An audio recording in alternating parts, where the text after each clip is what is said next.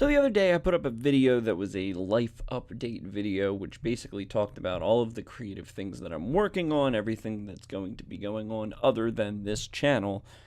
And I briefly talked about how when you are creating something, people don't really care about the process of how it comes to be. So I figured I'd expand on that just a little bit, because I feel like there are a lot of creative people that get stuck in this idea of, if I spend this amount of time on something, then I will get this much out of it. And that's just not how creativity works. For me, I've always confused the meaning of recognition and success.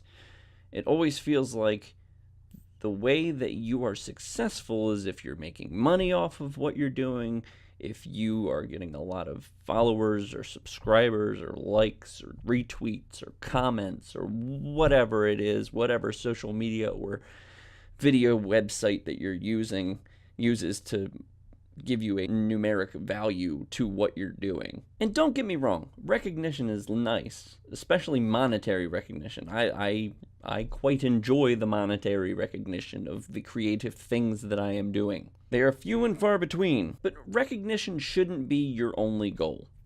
To be successful, the only prerequisite for being successful is doing the thing that you set out to do. That's it. So if creatively you want to make a certain type of thing, you want to make a thing, and you created it, that is success. You have succeeded in doing that. A lot of people compromise what they originally set out to do to garner more viewers, more subscribers, more likes, more retweets, more comments, and then it becomes something that is completely not what the creator originally set out to do. To me, that's not success. That's just pandering to an audience that's trying to make money off of someone else's creative idea. Believe me, there's a market for absolutely everything that's out there. Go check out a bunch of stuff on YouTube. Some of the most successful videos are really odd things. There's an entire industry and several channels set up that are really successful doing videos that are just people whispering into the microphone. That's it. They're just talking. Did you have a good day? Is this a good time to talk to you? Oh, no, that's a nice shirt. I like that shirt. Oh, you need to go to the bathroom. Go ahead. I'll be here. I'll be waiting. And that's literally all of those videos are. And some of them have several million views. To me, if that content creator went out and started doing their whisper videos and they weren't that successful at first, and then they transitioned into some comedy channel or a news channel or something like that, and then they started getting a lot of views, that's nice, but that's not what they want to do as a creative person. That's not to say that sometimes you change your ideas of what you want to do and then that becomes the thing that you want to do, but it has to be from a pure place. It has to be from somewhere that you create, that you want that thing to be. This is another place where a lot of creative people get lost, is that they think that you put X amount of hours into something, you'll get X amount of views, X amount of sales, X amount of whatever.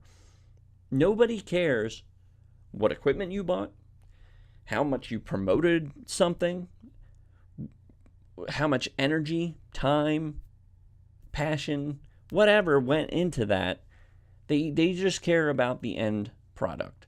Is it something it's one question. It's one question on their mind. Is it something that I want to be a part of? But when you start making those compromises, that's when you go down the road of just trying to seek fame, trying to seek money, trying to seek recognition, not success, recognition. And in the internet era, it is so easy to get recognition. It's sickening. All you gotta do is post up a fancy tweet, throw on a couple hashtags, And you got people hitting that little heart. You got people hitting that little retweet button, popping up those little endorphins in your brain saying, "Oh, I succeeded at something and I had minimal effort involved in this." But when I create something and I put a lot of time and effort and energy into it, there are times that I've done this that I love what I have at the end of the day.